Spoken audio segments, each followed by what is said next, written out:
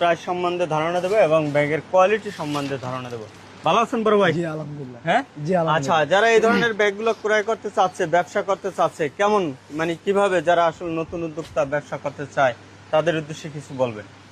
আমি মনে করি যে তারা নতুন যেহেতু শুরু করবে, তারা ছোট স্কুল ব্যাগ থেকে নিয়ে শুরু করুক, শুরু করো, কম দামি থেকে শুরু করুক। কম দামি থেকে শুরু করো। হ্যাঁ, আচ্ছা ছোট স্কুল ব্যাগ থেকে শুরু করলে তারা আর কি ভালোভাবে করতে পারবে আর কি বিজনেসটা। জি করতে পারবে।